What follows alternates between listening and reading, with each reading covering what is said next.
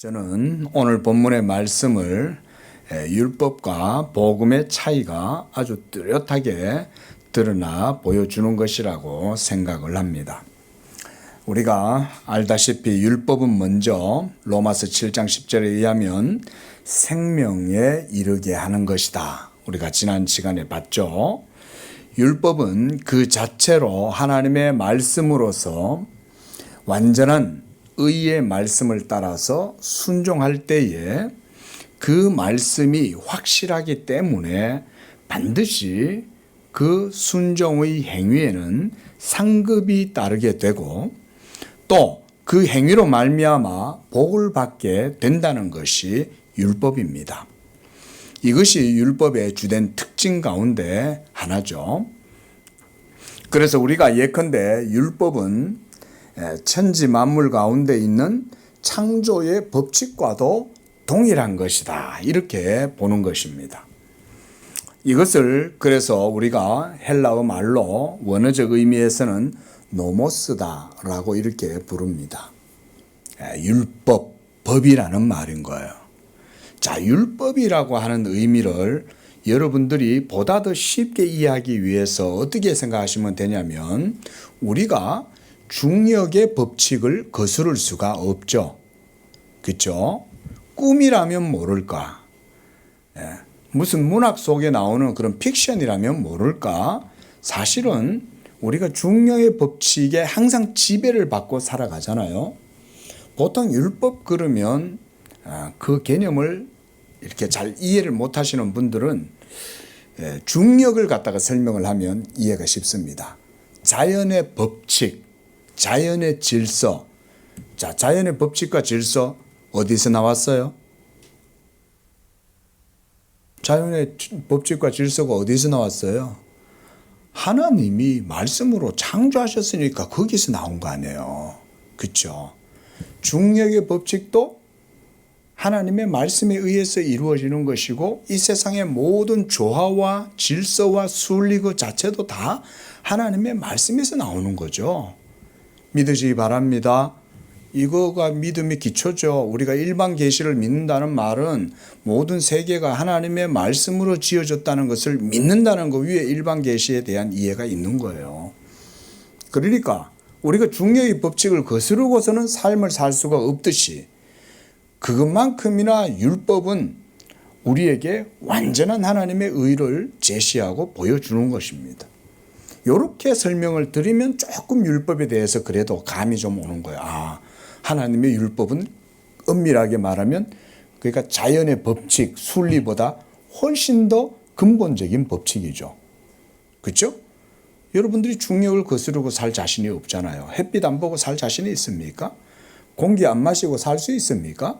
중력 없이 여러분들의 일상적인 모든 삶이 가능합니까? 불가능하죠.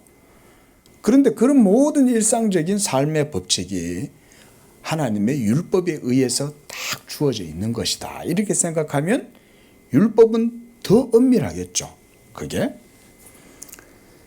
자, 그래서 한치의 오차나 빈틈이 없이 철저히 그 말씀의 지혜와 능력과 영광에 그런 탁월한 방식으로 하나님의 율법은 천지 만물 가운데 역사하고 계시고 또 만드신 만물을 그 말씀으로 또한 붙들고 계시는 것도 하나님의 율법에 의해서 이루어지는 거예요. 이렇게 생각하면 율법이 여러분들에게 좀 더 새로운 의미로 다가올 수 있어요. 하늘에 태양을 비춰주시는 것도 하나님의 자비와 사랑이죠. 그러면 율법도 하나님의 자비와 사랑인 거예요. 중력이 우리의 모든 삶을 지탱하고 버팀목이 되어지는 것도 하나님의 은총이다라고 생각하면 율법도 하나님의 은총인 거예요. 율법을 여러분들이 그렇게 생각하시면 돼요. 보통 우리가 저도 어려서부터 전통적인 교회에서 자랐는데 율법 그러면 부정적인 의미가 컸어요. 이걸 깨뜨리는데 오랜 시간이 걸렸어요. 목사가 되고 나서 하나님의 말씀을 배우면서도 율법에 대한 부정적인 이미지와 시각을 버리는데 아주 오랜 시간이 걸렸어요. 하나님의 말씀이 훈련이 되고 말씀을 배우는 과정 속에서 율법은 하나님 그분의 내가 사랑하는 아버지의 법이구나. 내가 사랑하는 하나님의 법이구나.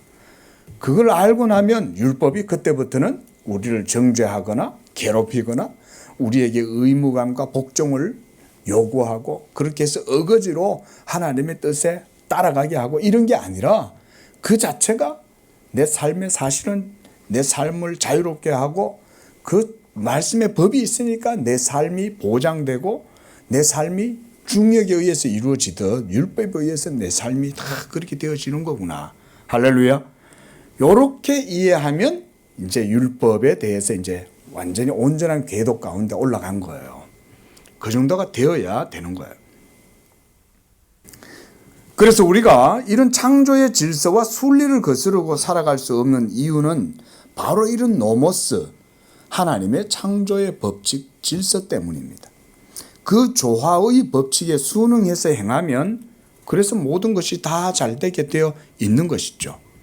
이것이 하나님의 창조의 법칙이고 질서이고 순리이고 조화이다 라고 이렇게 말씀을 드리는 거예요.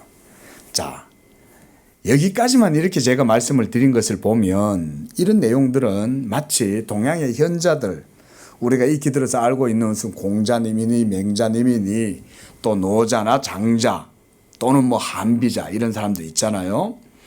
자, 이런 일종의 제자 백가의 사상과 여러분들이 좀 유사하다 이런 생각을 하실 수도 있어요. 또 우리가 아는 고대에 매우 깊은 철학 사상을 가졌던 소크라테스라든지 또 그의 제자 플라톤이나 또 아리스토텔레스 이런 이들의 주장과 비슷해 보일 수 있습니다. 왜냐하면 지금까지 얘기했던 노모스는 우리가 일반 자연 철학과 세계 속에서도 얘기하는 법칙들과 유사하기 때문에 그래요. 하지만 우리는 그보다 더 깊이 나아가야 되고 그보다 더 깊이 있는 성경의 사상을 통해서 하나님의 말씀을 이해를 해야 됩니다. 그들의 사상을 오늘날에도 우리가 아무렇게나 대할 수 없는 이유가 있어요. 왜냐하면 그들이 비록 하나님을 경외하고 섬겼던 그런 사람들은 아니었다고 해도 창조의 세계 속에서 역사하고 있는 하나님의 도, 하나님의 자연적 법칙, 이걸 노모스라고 그랬죠. 이런 것에 대한 그 신성한 지혜와 능력에 대해 깊이 있게 그들이 통찰했기 때문에 그런 거예요.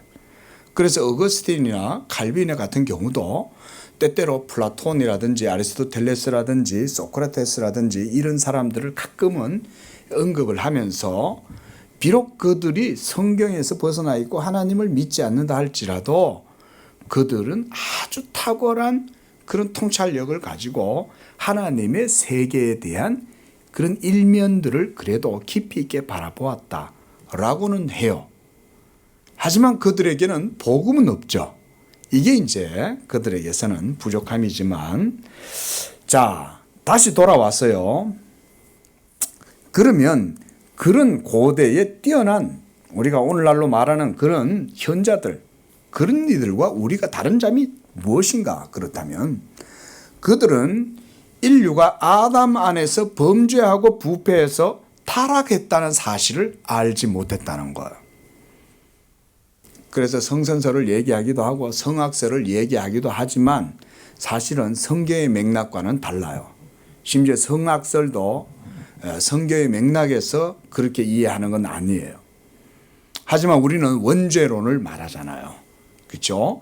아담 안에서 한 사람의 범죄로 아담 안에 있는 모든 인류에게 사망이 들어오고 죄가 들어와서 또 아담 안에서 모든 사람이 죄를 범하였다 그러는 거예요. 이 말씀이 여러분들한테 조금 어려울 수 있습니다. 아니, 우리는 태어나지도 않았는데 어떻게 벌써 아담 안에서 범죄하였습니까? 그만큼 머리인 아담과 온 인류는 연결되어져 있다. 이렇게 보시면 돼요. 아직 태어나지도 않았지만 이미 아담 안에 여러분들이 있었죠. 그렇잖아요. 그리고 여러분들이 아직 결혼을 안 했지만 여러분들의 후손은 벌써 여러분 속에 있죠. 그렇게 생각하시면 되는 거예요. 그러니까 사망은 벌써 아담에게서부터 우리 모두에게까지 다 영향을 미치고 있는 거예요. 그리고 여러분들이 태어나면 벌써 사망 안에서 태어나고 여러분들의 자손들도 사망 안에서 태어나는 거예요. 이게 성경이 말하는 바 원죄의 교리죠. 그러다 보니까 그들은 그들 자신들의 행위로 창조의 법칙을 바르게 알고 그리고 도를 알면 그 도덕적 의의 기준에 이룰 수 있다고 상상하는 거예요. 예. 그게 철학자들이죠. 예, 철학자들은 도를 알면 그 도에 도달할 수 있다고 생각하고 그래서 알을 강조하는 거예요. 알면 행할 수 있다고 생각하기 때문에. 근데 우리는 그렇게 성경은 그렇게 말하지 않죠. 이미 사망 안에 있다. 그러나 우리가 하나님의 도를 인식하고 하나님의 도를 깨닫고 그렇게 하긴 하지만 그 도의 본질인 생명과 의에는 우리는 도달할 수 없다고 기독교는 말하죠. 이게 다른 거예요. 자, 다시 돌아와서 말씀드린 것처럼 우리가 율법의 계명을 따라서 하나도 어김없이 완전하게 행하게 될 때 율법은 반드시 하나님의 말씀이기 때문에 그 행위로 말미암는 의에 대해서는 상을 주시는 거예요. 그리고 구원을 베풀어 주는 것이 됩니다. 그래서 네가 그와 같이 행하라. 그리하면 살리라. 라고 율법도 약속을 하죠. 이게 율법의 약속이잖아요. 행하면 살리라예요. 자, 여러분들은 어떻습니까? 여러분들은 하나님의 율법을 따라서 한번 살려고 한번 노력해 보셨어요? 루터가 그랬대잖아요. 루터의 회심기를 보면 어느 날 그가 친구하고 길을 걸어가다가 번개가 쳐가지고 자기 옆에 가던 친구는 번개에 맞아서 그 자리에서 즉사를 해버리는 거예요. 그 순간 루터가 하나님의 어미하심에 대한 공포에 휩싸여 가지고 그래서 수도사가 되고 사제가 되었어요. 그래가지고는 철저히 자기 자신을 하나님의 도덕적 법칙에 맞춰서 살려고 노력을 한 거예요. 율법을 따라서 애를 쓰고 수고하고 노력을 한 거예요. 아무리 애를 쓰고 써도 하나님의 율법의 요구에 도달할 수 없다는 사실을 더욱더 깊이 깨닫자 자기 자신에 대해서 철저하게 절망하게 되고 자기 자신에 대해서 혐오를 일으키게 되고 이렇게 된 거예요.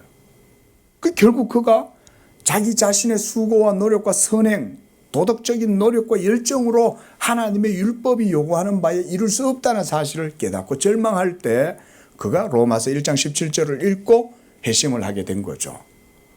오직 의인은 믿음으로 말미암아 살리라 함과 같다 라는 이 말씀을 읽고 복음에는 하나님의 의가 나타난다 이것을 읽고 그가 회심하면서 종교개혁의 문을 열게 된 거죠. 그게 오직 의인은 믿음으로 말미암아 살리라 함과 이 말씀이 그의 영혼을 번개와 같은 내리를 때린 거예요. 이거였구나. 율법의 행위로 하나님 앞에 의롭다 하심을 얻을 수가 없구나. 누구보다도 루터는 그것을 경험한 거죠. 예? 그 비텐베르그 성당에 있는 그 옥탑에 기어 올라갔다고 그래요. 하나님 앞에 도저히 서서 걸어갈 자신이 없으니까 기어서 걸어 올라가. 밥도 안 먹고 결혼도 안 하고 자기 자신을 학대하고 금식하고 이러면서 아무리 애를 써도 하나님의 의에 도달할 수 없었다는 거죠. 우리 성도님들이야 제가 알기로는 그 정도까지 하나님의 율법 앞에서 여기 서 있는 정도 마찬가지고 우리가 뭐 그렇게까지 해봤겠습니까만 여러분 시도도 하지 마십시오. 할 수 없습니다. 예. 이게 바로 율법의 약속이에요. 율법은 행하면 그 의로 말미암는 행위로 살리라 함과 같으니라 그랬습니다. 그런데 그렇게 할 수가 없는 거죠. 하지만 그런 율법이 우리에게 주어졌을 때 그것이 도리어 생명으로 작용하지 않고 사망에 이르게 하는 것이 되었다. 왜입니까? 그것은 바로 우리들 자신들이 여호와 하나님의 율법의 말씀을 따라서 살아갈 수가 없는 영적으로 사망에 처해 있는 그런 상태이기 때문에 그게 불가능한 거예요. 그래서 우리가 지난주에도 로마서 7장 10절에서 봤습니다. 생명에 이르게 할 그 계명이 내게 대하여 도리어 사망에 이르게 하는 것이 되었도다. 율법은 생명에 이르게 하는 거예요. 그런데 이게 도리어 내게는 사망에 이르게 하는 그런 효력을 발휘하게 된다는 거죠. 그리고 고린도후서 2장 16절에서도 이 사람에게는 사망으로부터 사망에 이르는 냄새가 되고 저 사람에게는 생명으로부터 생명에 이르는 냄새가 되게 한다 라고 하면서 자, 율법 그 자체가 벌써 생명에 이르게 하는 일종의 약속과 효력을 내포하고 있다는 것을 보여주는 거예요. 자, 보세요. 우리가 로마서 7장 10절에서도 생명에 이르게 할 그 계명이라고 그랬어요. 그러니까 율법이 생명을 준다라고 말하지 않고 생명에 이르게 하는 거라고 그랬습니다. 그 말은 일종의 약속과 효력이 율법 속에 내포되어 있다는 것을 의미하는 거예요. 하지만 그 율법을 받는 사람에게는 도리어 그것이 사망에 이르게 하는 것이 된다는 말은 율법의 이중적인 양면성을 보여주는 거예요. 이중적인 특성을 보여주는 거죠. 그렇게 해서 그런 효력이 우리에게 나타난다. 저는 특히 이런 율법의 이중적인 특성, 즉 생명에도 이르게도 하지만 그것이 또한 사망에도 이르게 하는 것이 된다라고 하는 이런 특성이 믿음의 형상을, 믿음을 거기에서 보여준다라고 이렇게 봅니다. 자, 다른 말로 하자면 이런 거예요. 믿음의 가능성이나 잠재적인 형태를 율법이 이미 그 속에 잠재적으로 예표적으로 보여준다 이 말인 거예요. 그래서 구약시대 때는 사실은 율법으로 하나님을 섬겼잖아요. 율법 아래에서 모세의 율법의 계명과 여러 의식법들과 규례들을 따라서 하나님을 섬겼단 말이죠. 그러니까 거기에서 우리가 믿음이라는 것을 잘 보기가 쉽지가 않죠. 그렇잖아요. 구약시대 때는 여러분 구약 성경을 보면 믿음이라는 용어를 몇 번 봐요. 별로 못 보잖아요. 그렇죠. 간혹 가다가 선지자들이 오직 의인은 믿음으로 말미암아 살리라 한 것 같다. 이런 이제 하박국 선지자나 이런 분들이 가끔 가다 믿음에 대해서 말은 하긴 해도 대부분 율법에 대해서 말을 많이 한다 이 말이죠. 다른 말로 하자면 믿음의 가능성이나 잠재적인 형태를 율법이 벌써 예표적으로 율법 안에 가지고 있는 거예요. 그래서 하나님의 말씀으로서 율법의 계명 자체는 생명에 이르게 하는 것이라고 하는 그 말 속에는 그런 의미가 벌써 깔려 있는 거예요. 즉 율법은 생명을 주는 것이 아니라 생명에 이르게 하는 것이다. 일종의 방편이라는 이런 의미가 더 적절하겠죠. 그러니까 여기에서 생명이란 곧 예수 그리스도의 복음이라고 이렇게 보게 되면 율법은 복음의 생명과 의에 이르도록 율법은 돕는 것이다 라고 보게 되는 거죠. 그런 역할을 한다 이런 의미가 되는 거예요. 그러니까 복음의 생명과 의에 우리 죄인들이 도달하려면 어떻게 해야 합니까? 우리가 부패하고 타락한 죄인 스스로 그 일을 할 수가 없다고 했습니다. 오직 성령의 역사를 통해서 말씀의 능력으로 그 일이 이루어지게 되는 거예요. 그것이 율법이 이루도록 도와주는 역할을 하지만 율법 자체가 생명을 줄 수 없는 것이다 라고 하는 것입니다. 만약 율법이 1.1획도 어기지 않고 완전하게 여러분들이 모든 의를 행하게 된다면 율법 그 자체가 하나님의 말씀으로서 하나님 말씀이니까 하나님이 말씀하신 거니까 무엇보다도 공신력이 있죠. 하나님이 약속하신 거잖아요. 너희가 의를 행하라. 그리하면 살리라. 의인은 그 행위로 말미암아 살리라 그랬잖아요. 하나님이 약속하신 거잖아. 그러면 그걸 행하면 사는 거예요. 문제는 그걸 행할 수가 없기 때문에 문제인 거죠. 하지만 하나님은 분명히 약속하셨어요. 그렇죠? 행하면 살리라. 그래서 그 행위로 말미암는 자는 자기 의로 말미암아 살리라 하신 말씀이 그에게 율법의 효력을 발휘하게 돼요. 이거 믿으십시오. 이것도 교리입니다. 여러분 율법은 하나님의 명령이기 때문에 하나님이 말씀하셨기 때문에 반드시 하나님 그분 자신의 말씀에 의해서 스스로 효력과 공신력을 가지는 거예요. 율법 그 자체가. 그래서 자연은 만물을 자기 스스로 조정하고 조화하고 그렇게 해서 자연 자체 속에 있는 법칙이 자연 스스로를 치료하는 능력까지 가졌잖아요. 자기 순환적인 능력을 가진 창조의 법칙도 하나님의 말씀에 의해서 이루어졌잖아요. 얼마나 대단합니까? 인간들이 1년만 일을 쉬고 가만히 있어 보세요. 자연은 다시 돌아올 겁니다. 예? 왜 자연이 그렇게 자기 회복력을 가집니까? 하나님의 말씀의 능력으로 지어졌기 때문에 그런 거예요. 예? 예. 자연은 그냥 어디 뭐 허공에다가 먼 우주에 돌멩이 던지듯이 돌멩이 던져놓고 끝없이 그냥 쭉 가는 게 아니에요. 하나님의 말씀의 지배를 받아가지고 그 속에서 모든 조건들이 조정되고 그렇게 되는 거예요. 예. 율법도 그래 따지면 그런 속성 자체를 가지고 있는 거죠. 하나님의 말씀이니까 그 말씀대로 행하면 복을 받는 거예요. 예? 의를 얻어서 생명을 얻는 거예요.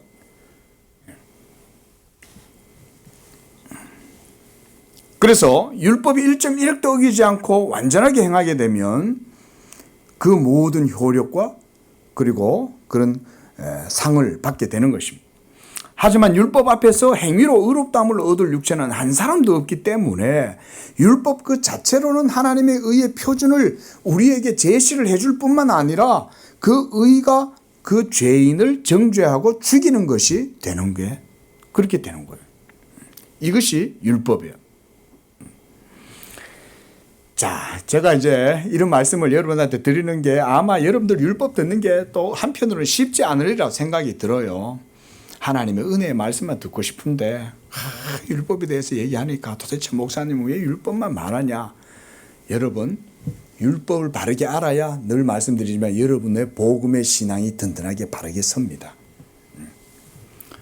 율법을 모르고 복음만 안다. 성립되지 않습니다.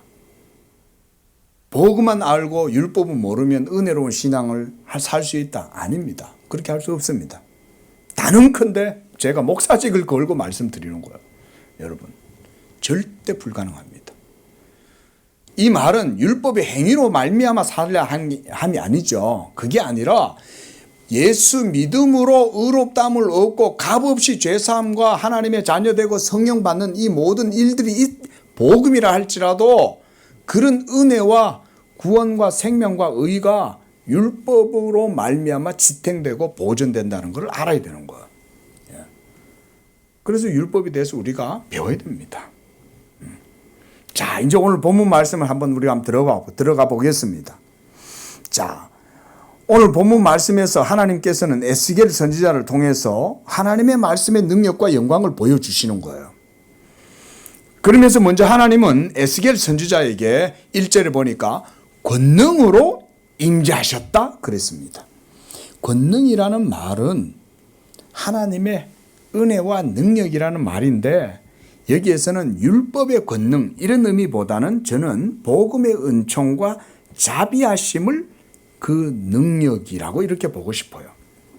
마치 여러분 엘리야가 하나님의 산 호렙에 이르렀잖아요. 그때 엘리야가 하나님 앞에 막 기도를 하는 거죠. 하나님, 저 아합과 이세벨이 나를 죽이려고 지금 막 백방으로 나를 죽이려고 합니다. 그리고 이스라엘 백성들도 하나님을 하나도 섬기지 아니하고 모두가 다 부패하고 타락했습니다. 이제 나만 남았습니다, 하나님. 그런데 내가 이렇게 도망을 쳐서 하나님의 산에 이르러서 하나님께 도망하여 왔습니다.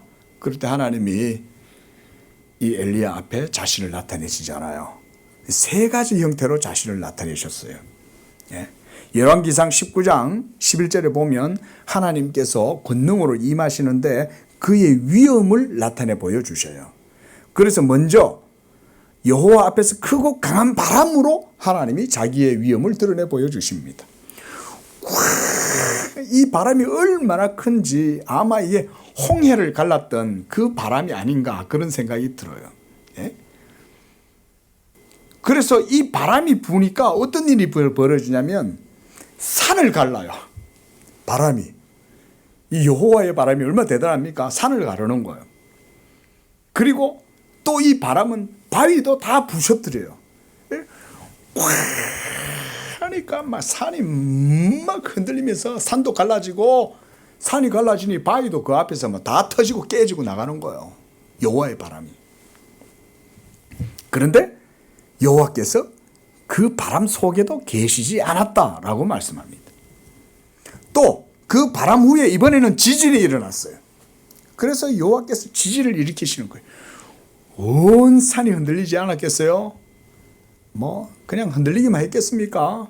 주변의 것들이 막 무너지고 떨어지고 그랬겠죠.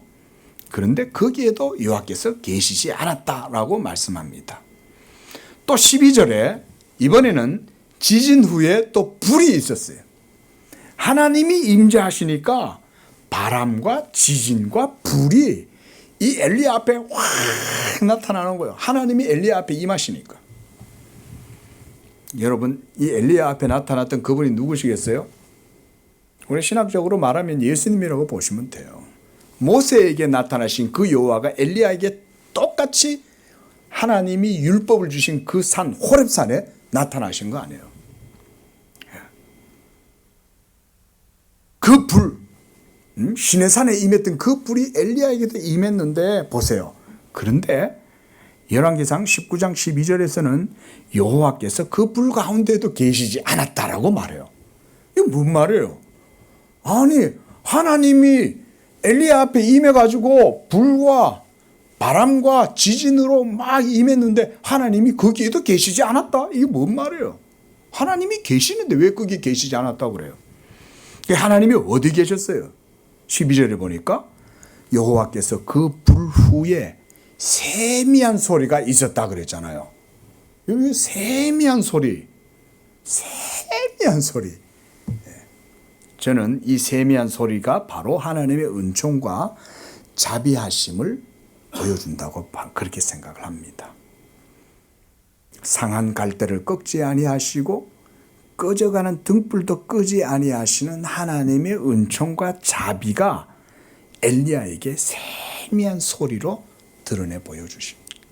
하나님이 자기를 엘리야에게 드러내실 때 세미한 소리 속에서 자기를 나타내 보여주시는 거예요. 이게 바로 율법 가운데 있는 그 세미한 하나님의 음성인 거예요. 그게 바로 복음이죠. 자, 이것이 율법의 권능과는 다른 하나님의 자비, 우리가 이걸 헤세드다라고 그럽니다. 그게 바로 헤세드의 권능이에요. 여러분, 이런 헤세드의 권능이 지금 에스겔에게 임한 거예요. 그리고 여호와의 영이 그를 데리고 가서 골짜기 가운데로 두시는 거예요. 그런데 거기에는 뼈가 가득했다 그랬습니다. 자, 바로 뒤에 이런 하나님의 은총과 자비하심으로 말미암아 하나님께서 에스겔을 주장하셔가지고 여호와의 영으로 그를 데리고 가고 그리고 골짜기 가운데 세우셨을 때 거기에는 오직 사망이 가득했던 거예요. 하나님께서 그 해골 골짜기에 생명의 역사를 불러일으키시기 때문에 그렇습니다. 하나님의 영은 하나님의 모든 깊은 것을 통달하시고 아심으로 또한 그것을 능히 보여주실 수 있는 분이 성령이기도 하시는 거예요. 성령께서는 이와 같이 에스겔에게 임재하셔서 하나님이 하시는 크고 놀라운 생명의 역사를 보여주실 때 먼저 하나님께서 백골이 가득한 골짜기 가운데로 그를 이끌어 가셨던 거예요. 자, 이걸 지금 이런 비전을 누가 보여주시는 거예요? 하나님이 보여주시는 거죠. 상태를 보여주시는 거예요. 여기가 바로 사망의 골짜기였던 거예요. 이 골짜기, 이 계곡, 사망의 음침한 골짜기, 그인 거예요. 어느 누구 하나도 스스로 그 사망의 계곡에서 자기 스스로의 힘으로 살아나올 수 없는 곳. 하나님께서 지금 에스겔을 거기로 데려가셨는데 저는 이 사망의 계곡, 해골 골짜기가 온 인류가 살아가고 있는 이 현생을 저는 사망의 골짜기라고 그렇게 봅니다. 하나님이 에스겔의 눈을 열어서 이 모든 세계의 상태, 상황을 보여주시는 거죠. 우리는 모두 다 예수 믿기 전에는 다 이 해골 골짜기에 있는 뼈다귀에 불과한 존재들인 거예요. 그래서 2절을 보면 하나님께서 에스겔을 그 뼈 사방으로 지나가게 하셨다 그랬어요. 그 말은 하나님이 다 보게 하셨다는 거예요. 야, 지금 이 세상에 있는 모든 현생의 인류들을 봐봐. 그들은 살아있다고 하나 다들 뼈다귀들이야. 그러면서 사방으로 다 보여주시는 거예요. 두루두루.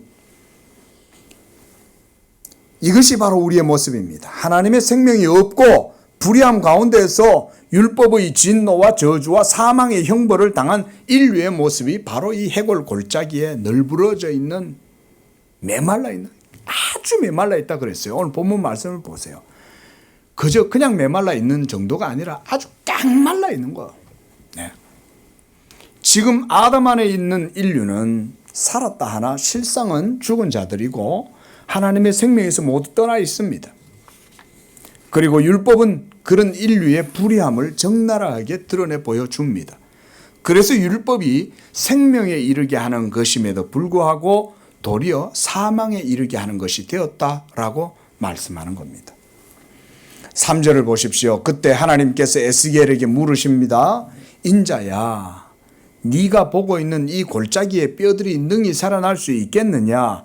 그때 에스겔이 말합니다. 주 여호와여, 주께서 아시나이다. 저는요, 에스겔의 이 대답, 주께서 아시나이다, 이 말 속에는 여러 가지 의미가 있다고 봅니다. 이 말은 하나님께 대한 에스겔의 믿음을 보여준다고 봅니다. 사람을 죽이고 살리는 일의 능력이 오로지 주 여호와의 능력과 그의 말씀에 있음을 그가 믿었기 때문입니다. 그 다음으로 사람을 죽이고 살리는 일이 하나님의 뜻에 달려있다, 그런 의미라고 봅니다. 그러니까 하나님께서 마음을 먹고 결정하신다면 하나님이 능히 그 일을 하실 수 있으시다라는 그런 의미가 되는 거예요.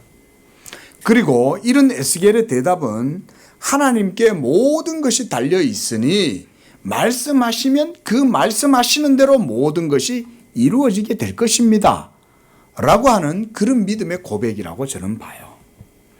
4절에 그때 하나님께서 에스겔에게 말씀합니다. 너는 이 모든 뼈에게 대언하여 말하라. 뭐라고 말하라고 그러는 겁니까? 너희 마른 뼈들아, 여호와의 말씀을 들을지어다 라고 대언하라는 거예요. 자, 여러분, 사실 이 말씀은 저는 아주 은혜로운 말씀이라고 생각을 합니다. 우리도 같이 한번 읽어볼게요. 시작. 너희 마른 뼈들아, 여호와의 말씀을 들을지어다. 여기 이 여호와의 명령, 여호와의 말씀을 들을지어다 라고 하는 이 한 구절의 말씀에는 복음의 대요의가, 대명제가 거기에 들어 있습니다. 이 한 구절 속에. 자, 그걸 좀 볼까요? 여호와의 말씀을 들을지어다 하는 이 말은 하나님께서 죽은 우리의 영혼을 살리시고 거듭나게 하실 때 그 진리의 방식이 무엇인지, 어떤 것인지를 보여주는 말씀이에요. 바로 하나님께서 명령하실 때에 그가 하신 말씀을 듣는 거예요. 이것이 진리의 방식이에요. 그의 음성을 듣는 자들은 살아나리라고 주님이 요한복음 5장 25절에 말씀하셨어요. 우리 요한복음 말씀 한번 찾아보시기 바랍니다. 찾으셨으면 우리 함께 읽어봅니다. 시작. 진실로 진실로 너희에게 이르노니 죽은 자들이 하나님의 아들의 음성을 들을 때가 오나니 곧 이때라. 뭐라 그래요? 듣는 자는 살아나리라. 이게 하나님의 말씀의 효력인 거예요. 그런데 그 하나님의 말씀이 바로 누구라는 거예요? 예수 그리스도가 하나님의 말씀이잖아요. 그러니까 하나님의 아들의 음성을 들을 때가 오나니 그런 거예요. 그 하나님의 아들 예수 그리스도의 음성을 듣는 게 바로 복음을 듣는 것이고, 이게 바로 여러분들의 죽은 영혼을 하나님이 살리시는 방식이다. 이게 복음의 대요의가 아니고 뭐예요? 이게 하나님의 진리의 방식이 아니고 뭐예요? 그러므로 믿음은 들음에서 나며 들음은 그리스도의 말씀으로 말미암는다 그랬잖아요. 여러분, 이게 성경의 말씀이요. 그래서 여호와의 말씀은 바로 예수 그리스도의 말씀이요. 예수 그리스도의 말씀이 곧 하나님의 말씀이며 하나님의 말씀이 곧 우리에게 주신 복음이다. 모두 한번 따라해 보겠습니다. 자, 복음은 하나님의 말씀이다. 하나님의 말씀은 예수 그리스도의 복음이다. 이게 여러분들에게 딱 아멘하고 다가오면 여러분들은 복음의 신앙 가운데 굳게 서 있는 거예요. 네. 그때서야 율법하고 복음을 헷갈리지 않는 거예요. 아, 율법도 하나님의 말씀이지만 복음에 포함된 게 율법이구나. 예? 그리고 우리는 행위로 말미암아 의롭다함을 얻는 게 아니라 믿음으로 의롭다함을 얻을 때 바로 그 하나님의 살리는 말씀의 역사에 의해서 우리가 믿게 되고 그 믿음으로 하나님의 의와 생명을 누리는 거구나. 이거를 그때서야 정확하게 아는 거예요. 복음은 하나님의 말씀이요. 하나님의 말씀은 예수 그리스도의 복음이다. 여러분, 하나님의 말씀이란 예수 그리스도의 복음이라는 그것이 바로 베드로전서 1장 25절의 말씀이기도 해요. 자, 우리 한 번 더 찾아볼게요. 베드로전서 1장 25절에서 사도 베드로는 이렇게 말했어요. 오직 주의 말씀은 세세토록 있도다 하였으니 너희에게 전한 복음이 곧 이 말씀이니라 그랬어요. 이 말씀, 바로 예수 그리스도의 말씀, 복음, 그 말인 거예요. 네. 이거 여러분 깊은 말씀입니다. 우리 성도님들 이번 한 주 이 말씀 깊이 묵상하시길 바랍니다. 예? 우리가 복음의 깊은 도에 이르기 위해서 예수 그리스도를 알아야 되는데 예수 그리스도 그가 바로 하나님의 복음의 말씀인 거예요.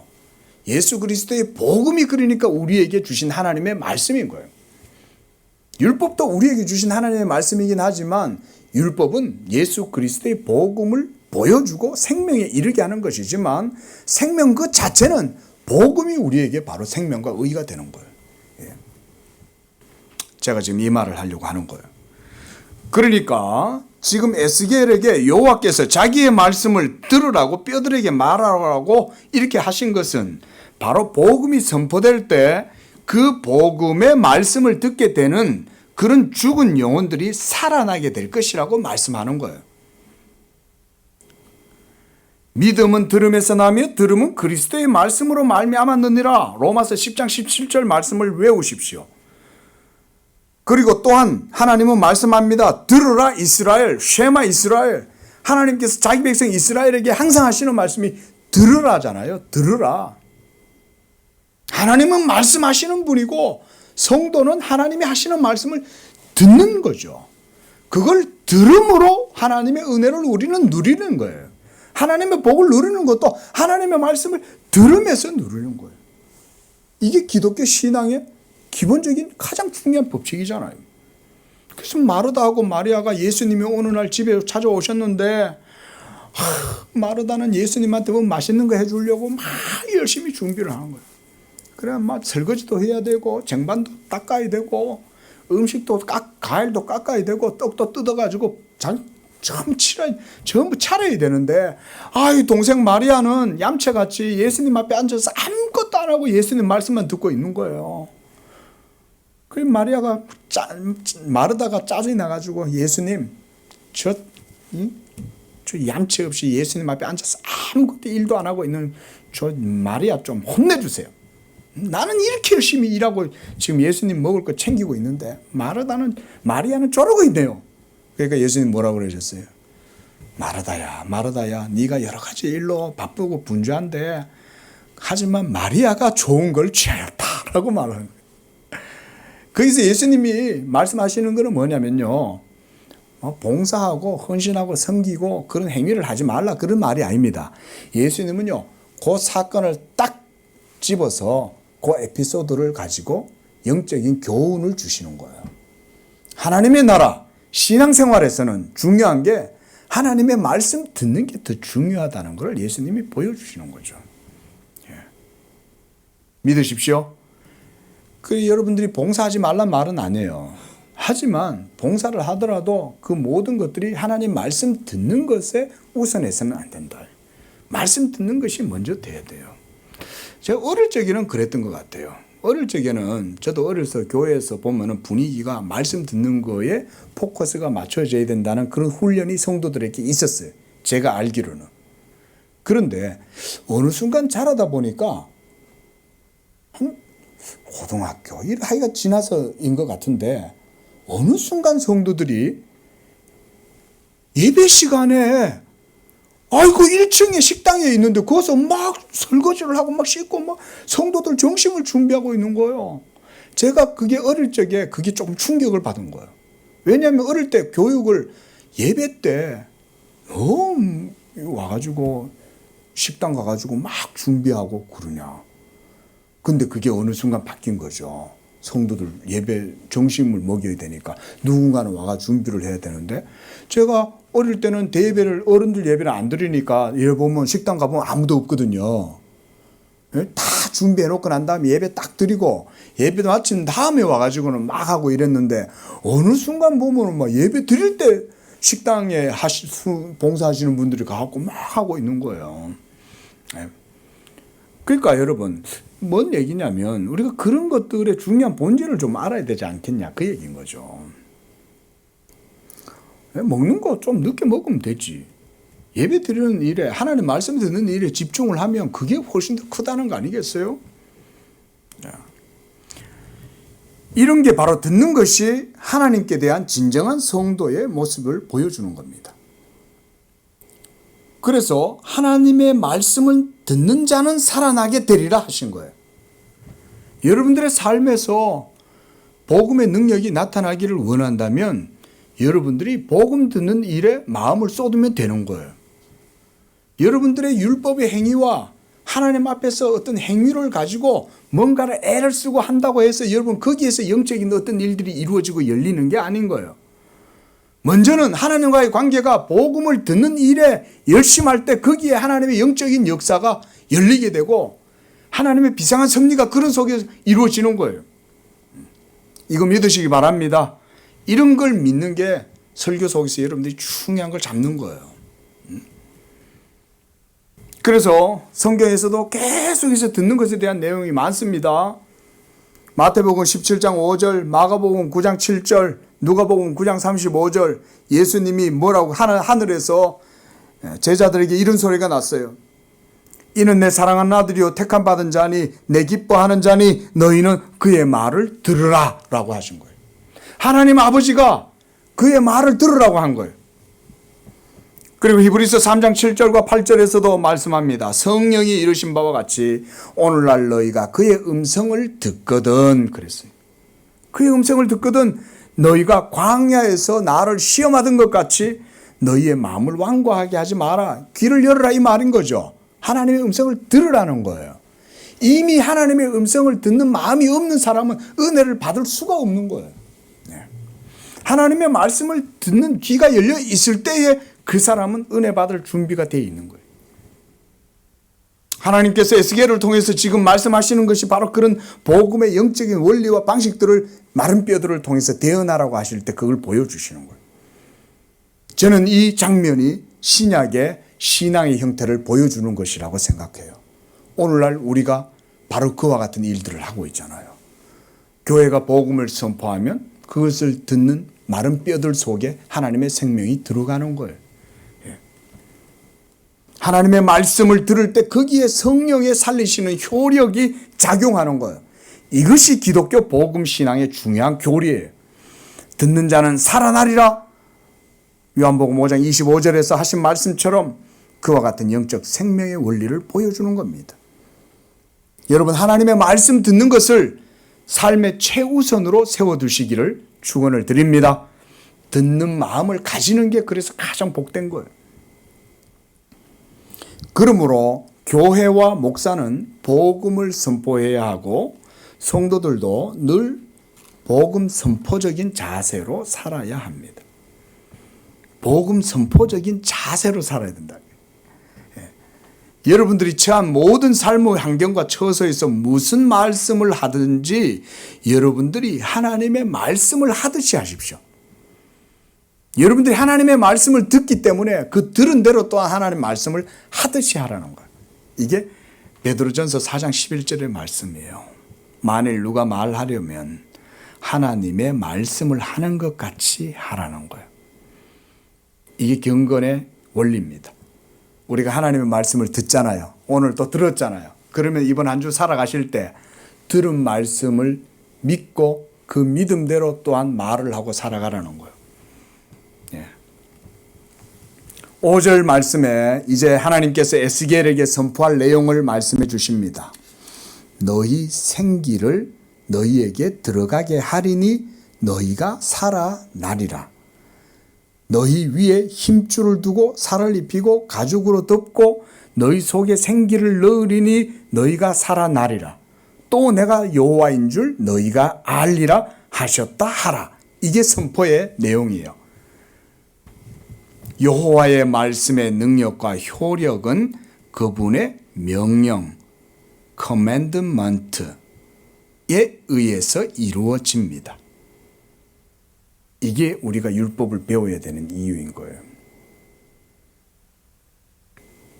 여호와의 말씀의 능력과 효력이 바로 복음을 통해서 드러나지만 그 복음도 또한 율법을 거스르는 게 아니라 그 율법을 온전히 성취해서 이루어지죠. 그렇죠?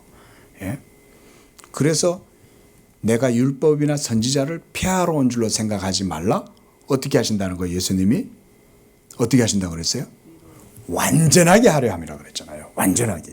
그렇죠. 이룬다는 말이 맞아요. 이루는데 완전하게 한다는 말은 율법으로는 아직 온전하지 않다는 말이잖아요. 온전하지 않는데 이 율법이 완전하게 생명과 의가 되도록 하신다 그 말이죠. 그게 바로 예수님 자신이 복음의 역사를 통해서 생명과 의를 율법이 이루게 하고자 하는 그것을 이루게 하신다 그 말이잖아요. 기독교를 그래서 우리가 언약의 종교라고 그러는 거죠. 언약의 종교라는 말은 여호와 하나님께서 자기 백성들에게 살게 하시는 율법의 말씀을 주심으로써 그 백성들이 여호와의 말씀을 믿고 순종함으로 살아가는 것을 의미해요. 자, 하나님께서 이스라엘 백성들을 언약 백성 삼으신 것은 이러한 여호와의 말씀, 계명의 법을 따라서 살아가도록 하시기 위함이었어요. 이게 이스라엘들에게 하나님이 주신 율법의 목적이죠. 그래서 예수님께서는 요한복음 12장 50절에서 이렇게 말씀했어요. 다시 한번 찾아보세요.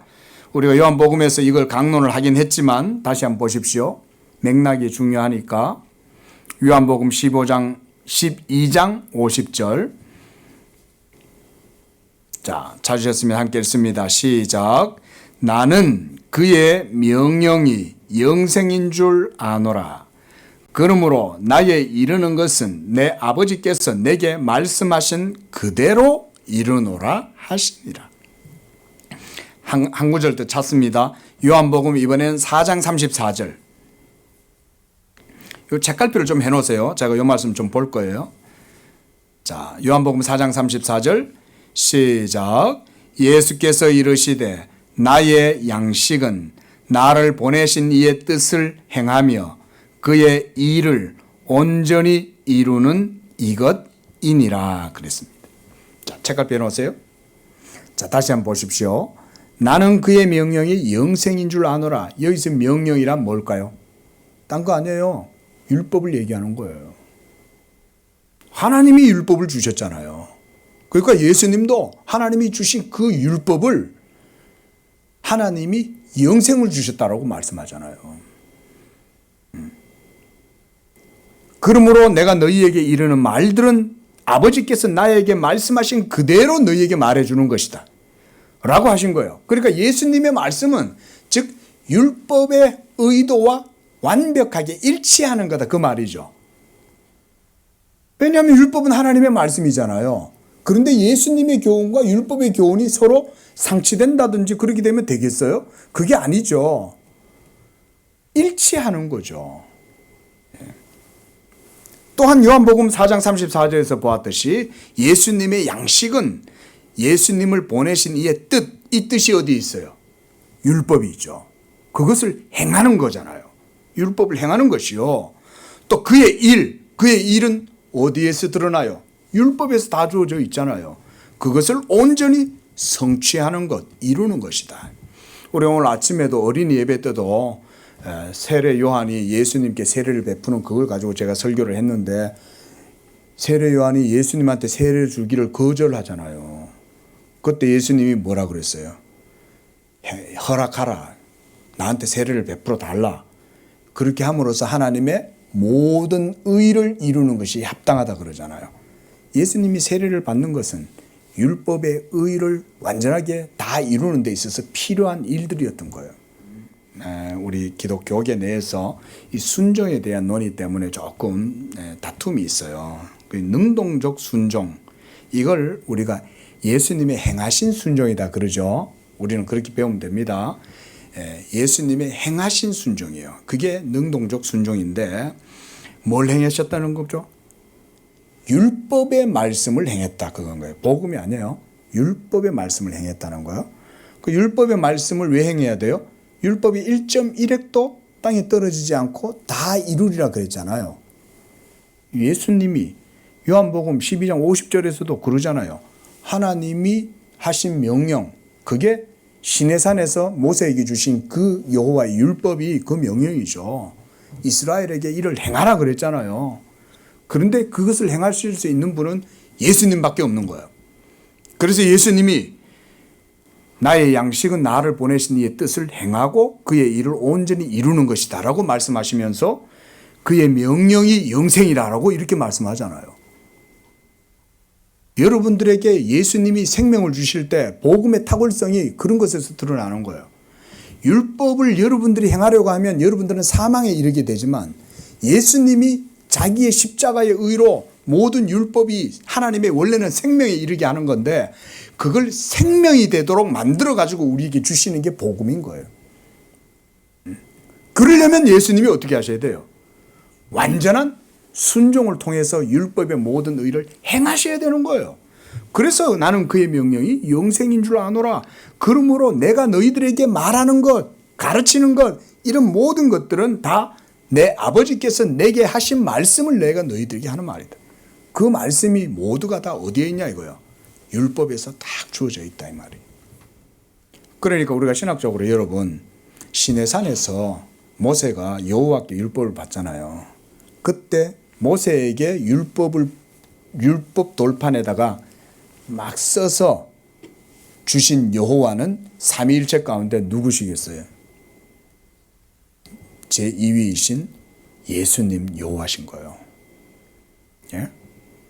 제2위이신 예수님이 하나님 아버지의 계명을 받아 적어서 모세에게 돌에다가 적어가지고 주시는 거예요. 그걸 그렇게 봐야 되는 거예요. 우리가 출애굽기 33장에서 모세가 여호와를 만날 때 그거 보세요. 제가 혼자 하는 말이 아니에요. 출애굽기 33장에도 보면 하나님께서 모세를 만나 주시잖아요. 모세가 하나님께 내가 하나님의 영광을 보기를 원하나이다 라고 얘기할 때 하나님이 그래 내가 내 영광을 너에게 보여주마 라고 말씀하시면서 그에게 하나님의 영광을 보여주실 때 거기에 삼위일체가 나타나죠. 그렇죠? 여호와께서 모세 앞으로 지나가시면서 그 여호와가 뭐래요? 반포하시잖아요. 선포하시잖아요. 그때 그걸 선포하시는데 뭘 선포하시냐면 여호와를 선포하시는 거예요. 여호와가 여호와를 선포하는 거예요, 여러분. 그러면 모세 앞에 서서 여호와를 선포하고 있는 그 여호와는 누구시겠어요? 당연히 제2위이신 중보자, 언약의 중보자 되신 예수 그리스도, 여호와의 사자시죠. 그가 모세 앞에서 여호와를 보여주는 거 아니에요? 여러분, 여호와의 영광을 보여줄 수 있는 분은 누구예요? 우리가 신학적으로도 마찬가지 아니에요. 우리가 하나님을 온전히 알려면 어떻게 해야 돼요? 누구든지 나로 말미암지 않고는 아버지께로 올 자가 없잖아요. 예수 그리스도를 알지 못하고서는 하나님을 몰라요. 예수 그리스도의 영광을 우리에게 보여주실 때 우리가 그 영광을 통해서 하나님 아버지의 영광도 보는 거예요. 나를 보는 자는 아버지를 보았거늘 예수님이 그렇게 말씀하신 거예요. 모든 성경들이 다 이렇게 말하고 있는데 굳이 그걸 그렇게 설명 못할 이유가 어디 있어요? 예? 율법을 주신 하나님은 여호와시지만 그 여호와는 제2위라고 이렇게 특정해도 되는 거예요. 그러니까 제2위이신 여호와는 하나님 아버지 여호와의 말씀을 계명을 모두 아시잖아요. 그러니까 요한복음 12장 50절에서도 나는 그의 명령이 영생인 줄 아노라. 그 영생의 말씀을 율법의 형태로 적어가지고 이스라엘 백성들에게 주신 거죠. 그렇게 봐야 우리가 성경신학적으로 바르게 보는 거다. 성경 속에 있는 얘기예요. 아무튼 자, 지금 중요한 말씀이 이거예요. 여호와 하나님의 계명의 율법이 곧 우리들에게는 생명이 된다는 것입니다. 여기서 우리가 매우 세심하게 주의해야 될 것이 있어요.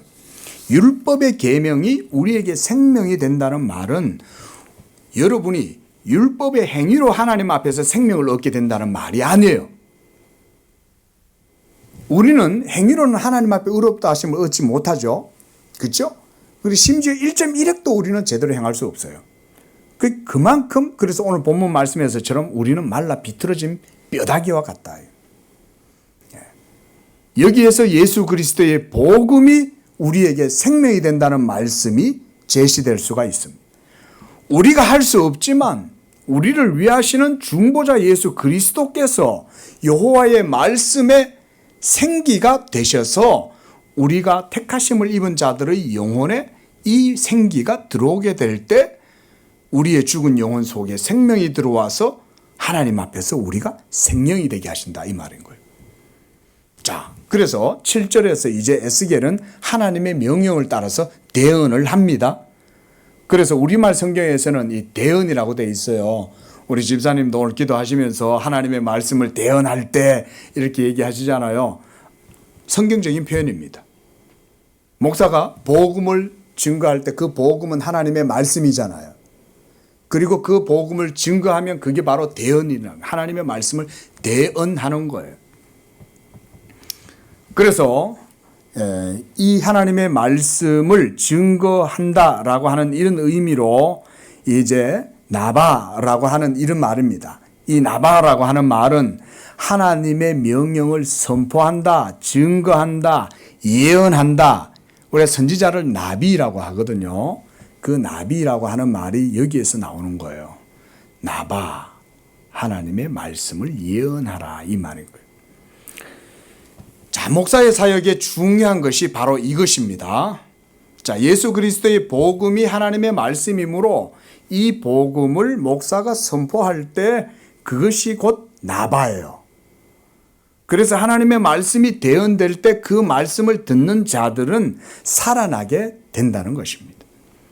그들이 마른 뼈다귀처럼 죽었던 그들의 영혼에 예수 그리스도의 복음이 하나님의 생기가 되어 들어가게 하고 그래서 살아나게 되는 것입니다. 그래서 에스겔은 하나님의 말씀을 뼈들을 향하여 대언을 합니다. 그리고 대언을 하자 7절에서 이 뼈 저 뼈들이 서로 들이맞아 서로 연결되었다라고 말씀을 합니다. 자, 이번에는 9절에서는 하나님께서 에스겔에게 이번에는 뼈들이 아니라 이번에는 생기를 향하여 대언하라고 말씀하셔요. 자, 앞에서는 뼈를 향하여 대언을 하라고 그랬습니다. 그런데 이번에는 에스겔이 생기를 향하여 대언하라고 그랬어요.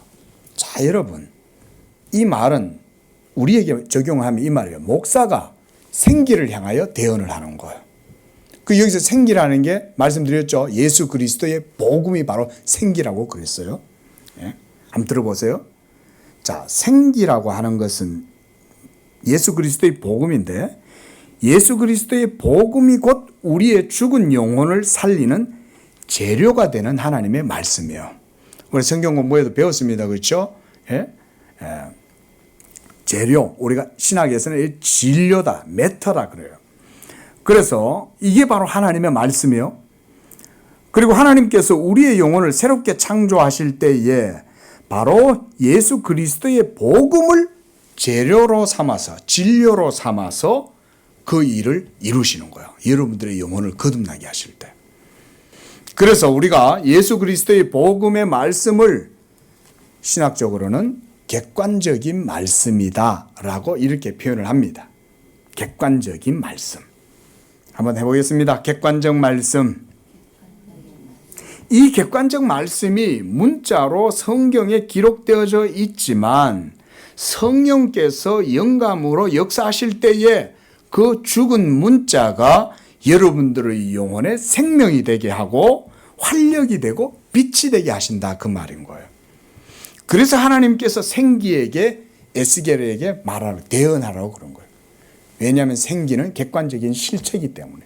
그래서 그 생기를 향하여 대언하여 이르기를 죽은 자들 속에 들어가라 라고 대언을 하는 거예요. 복음을 선포하라 그 말인 거예요. 복음이 목사가 복음을 나팔을 하고 불면 목사는 그저 나팔이지만 객관적 말씀인 복음이 그걸 듣는 영혼에게 작용해 가지고 생명의 능력을 불어일으켜 넣는다 그 말인 거예요. 자, 그래서 생기 그 자체가 하나님의 말씀인 복음이라고 해도 하나님께서는 사람 목사를 사용하셔 가지고 그 복음을 전하게 하십니다. 이거를 우리가 성도님들이 믿으셔야 됩니다. 보세요. 성경에는 이런 게 많습니다. 자, 하나님이 사도행전에서 고넬료에게 나타나셔서 천사를 보내가지고, 그렇죠? 그 천사가 고넬료한테 가가지고 나타나 고넬료가 기도하다 깜짝 놀란 거야. 천사가 나타났으니까 얼마나 놀랬겠어요. 근데 그 천사가 뭐라 그래요? 야, 베드로를 초청해라고 말하는 거예요. 아니 천사가 얘기해주면 되지. 천사가 굳이 나타났으면 말씀 다 해주면 되지. 예수 믿어 이러면 될 거 아니에요. 그런데 왜 천사는 베드로를 청하라 그랬을까요? 그것도 베드로도 기도를 하고 있는데 하나님이 딱 알려주시잖아요. 야, 너 가가지고 고넬료 집에 가가지고 하나님 말씀 전해. 그렇게 시키잖아요. 또 청년 사울이 예수 믿는 사람들 결박하려고 다메섹 도상으로 가는데 부활하신 예수님이 영광 중에 나타나신 거예요. 그는 살아계신 예수님, 부활하신 예수님 직접 만났어요. 그러고 나서 그가 꼬꾸러져 가지고 변화가 되었어요. 그러고는 그가 가가지고는 병원에 이렇게 앉아가지고 있는데 아나니아를 하나님이 보내죠. 아나니아가 가가지고 그에게 기도해 주면서 복음을 전하잖아요. 아니 부활하신 예수님이 직접 사도 바울에게 나타났는데 복음을 얘기해 주면 되지. 굳이 또 아나니아를 그 보낼 일이 뭐가 있어요. 그런데 아나니아를 보내서 복음을 전하게 하고 그 복음을 듣고 세례를 받는 거예요. 예? 사도 바울이. 여러분 그거를 그저 결코 그냥 우리 넘기면 안 됩니다. 하나님은 사람 목사를 쓰시는 거예요. 오늘날도 마찬가지인 거예요. 그래가지고 자기의 복음을 그 연약한 입술 속에 두셔가지고 전하게 하시는 거예요. 여기에 대해서는 제가 뭐 깊이 있게 말씀하시지 않겠습니다. 하지만 분명한 것은 하나님이 그런 연약한 인생을 부족하고 허물이 있고 모나고 그렇게 해서 부족하지만 그들을 쓰시는 거예요. 그런 가운데 하나님께서 자기의 뜻을 나타내시고 이루시는 것입니다. 자, 지금 에스겔이 그와 같이 지금 하나님의 복음의 사역을 하고 있는 거예요. 10절에 이에 내가 그 명령대로 대언하였더니 생기가 그 대언대로, 이 대언에서 생기는 왜 에스겔의 대언에 복종하는 걸까요? 하나님의 뜻이니까 복종하는 거예요. 목사가 여기서 부족해도 하나님 말씀을 전하면 생기가 역사하시는 이유는 그게 남삭수 목사의 필력이나 말의 힘에 의해서 이루어지는 게 아니죠. 그게 하나님의 율법의 뜻이고 하나님의 명령이니까 되는 거예요. 저는 이걸 믿고 우리 성도님도 이거 믿으시기 바랍니다. 율법이 하나님 말씀이라고 그랬잖아요. 율법이 효력이 나타나는 게 뭐 때문에 효력이 나타나요? 왜 율법이 공신력이 있냐 이거. 하나님 말씀이니까 된다 이거죠. 자, 9절에서 이제 객관적 의의 말씀인 예수 그리스도의 복음을 향해서 에스겔이 대언할 때 이 생기가 사방에서부터 와서 이 죽음을 당한 뼈들에게 불어서 살아나게 하라 하셨다 하리라 라고 생기에게 하나님의 말씀을 대언합니다. 그러자 10절에 생기가 죽은 자들에게 들어가고 그들이 살아나서 일어서는데 큰 군대가 되었다 그러는 거예요. 여러분 이 큰 군대가 바로 여러분들인 거예요. 달리 애를 넣어서 해석할 필요 없어요. 이 큰 군대는 바로 신약의 예수 믿는 성도들이 바로 이와 같은 하나님의 복음의 효력으로 살아난 자들인 거예요. 할렐루야. 우리가 모두가 이 큰 군대예요. 하나님의 군대예요. 11절 말씀에 그래서 하나님께서 이 뼈들에 대해서 설명해 주십니다. 그들은 하나님이 지은 자들이고 하나님께서 자기의 이름과 영광을 위해 창조한 자들이고 하나님이 오게 하신 자들이에요. 그래서 이 뼈들은 온 이스라엘 족속이다 라고 설명을 해 주시는 거예요. 그렇죠? 11절 말씀 다시 보세요. 인자야 이 뼈들은 온 이스라엘 족속이라 그랬어요. 이게 구약의 이스라엘 백성들을 말하는 걸까요? 아니에요. 그렇게 해석하면 안 돼요. 신약에 하나님의 택하심을 입은 언약의 백성들, 하나님의 예정을 입은 자들, 그들을 말하는 거예요. 그들이 바로 이스라엘 온 족속들이에요. 12절 말씀 보십니다. 다시 하나님께서 12절에서는 이 소생한 큰 군대 이스라엘을 향해서 또한 대언하려고 해요. 그러니까 에스겔은 지금 뼈를 향하여 대언하고 그 다음 생기를 향하여 대언하고 이제는 다시금 뼈들이 살아나서 큰 군대가 되었는데 이 큰 군대를 향하여 또한 대언하라고 말씀을 하시는 거예요.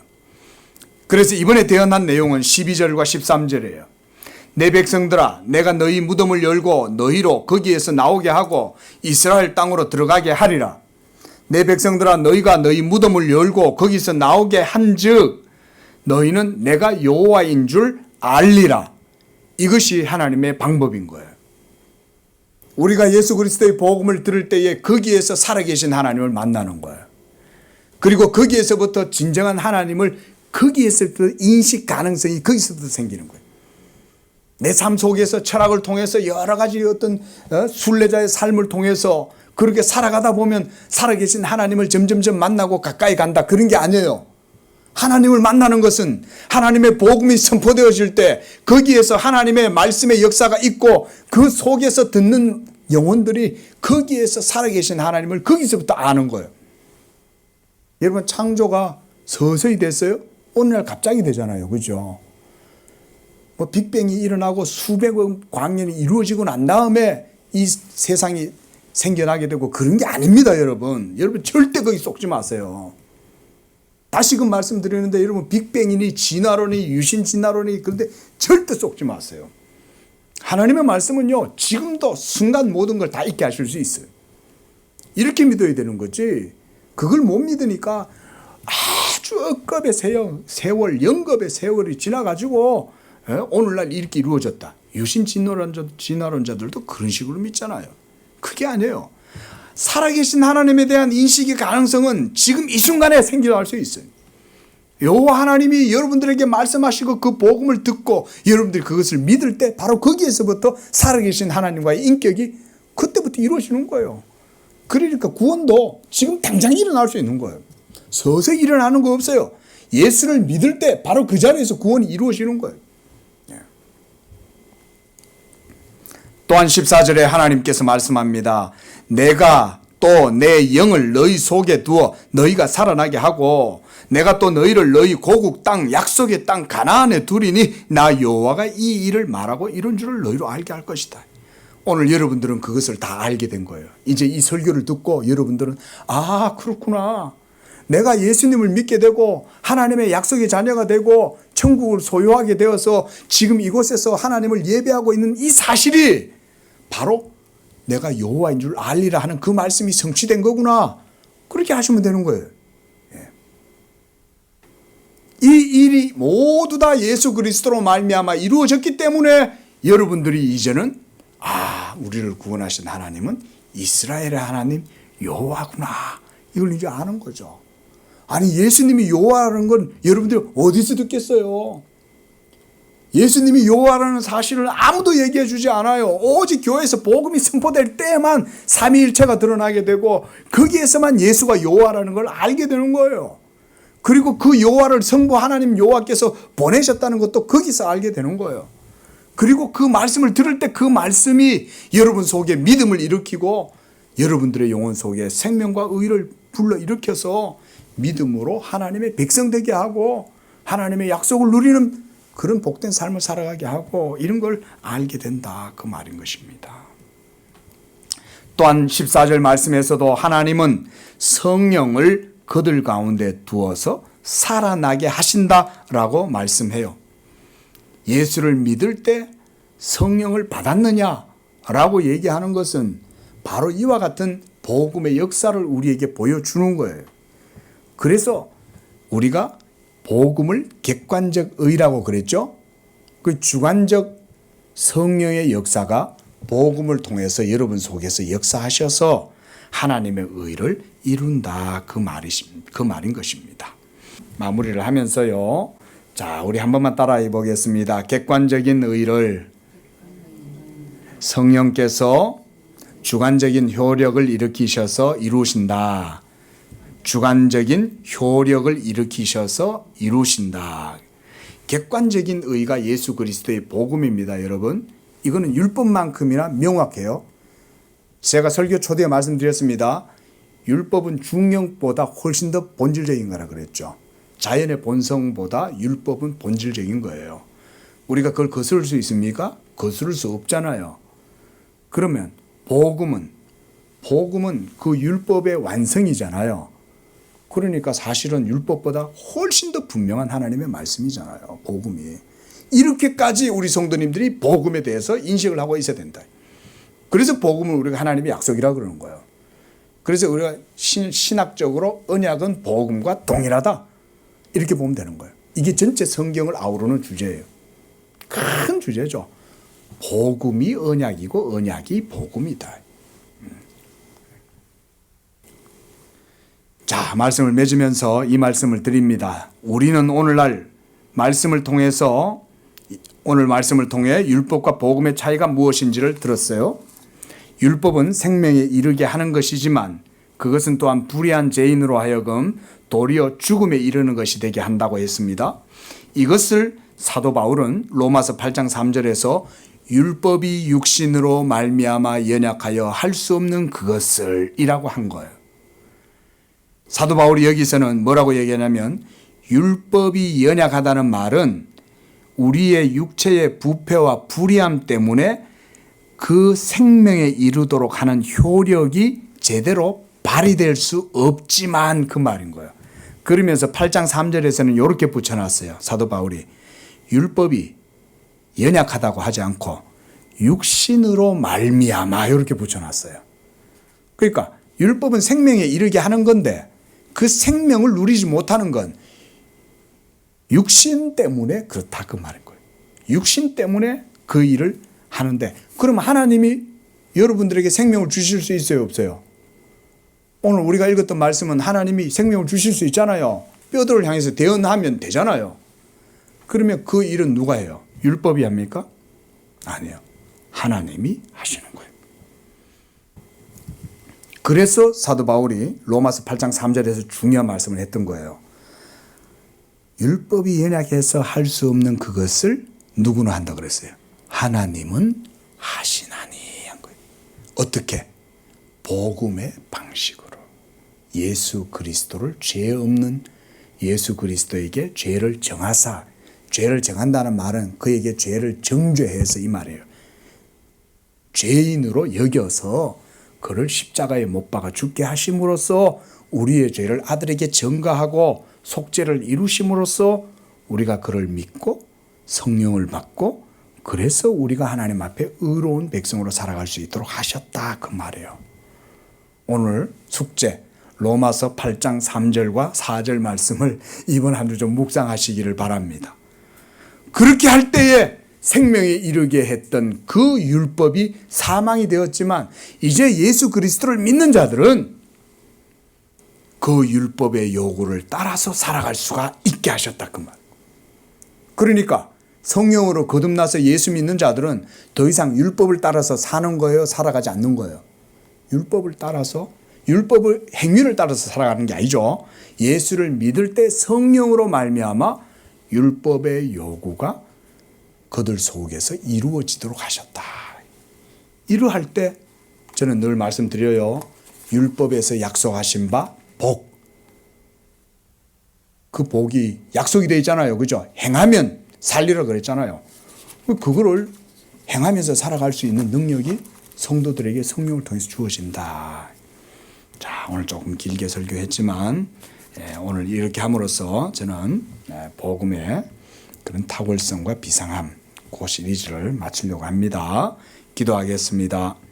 자비하신 하나님 아버지, 생명 없이 그저 하나님도 모르고 할례 받지 못한 그런 부정한 자들로 이 땅 가운데 살아가다가 그저 죄 가운데 어두움 가운데 스스로 멸절하여 꺾인 꽃과 같고 아침 안개와 같이 이슬과 같이 사라질 수밖에 없는 우리 인생들이지만 하나님께서 그리스도 예수 안에서 그 자비하심을 나타내시사 복음의 말씀으로 우리의 죽은 영혼에 생명을 주시고 우리로 하여금 하나님을 향하여 살게 하시고 하나님의 언약 백성의 삶을 삶으로 율법에 약속하셨던 바 모든 생명과 의를 이제는 예수 믿음으로 누리고 그 복을 누리고 살아갈 수 있게 하시니 감사합니다. 하나님이시여 우리 양재교회에 복을 주시고 우리 성도들에게도 믿음의 복을 주셔서 이 복음의 약속, 이 언약의 복을 예수 그리스도를 믿는 믿음 가운데 누리게 하시고 그 가운데 우리 모든 성도들의 삶 가운데 하나님의 기업이 세워지는 복된 삶이 되도록 축복하여 주시옵소서. 이 한 주 동안 주신 말씀을 또한 묵상하는 가운데에 하나님의 복음의 그 탁월함과 그 비상함과 영광을 우리가 깊이 묵상하고 믿음으로 하나님께 영광 돌리는 그런 한 주가 되도록 축복해 주시옵소서. 예수님의 이름으로 기도합니다. 아멘.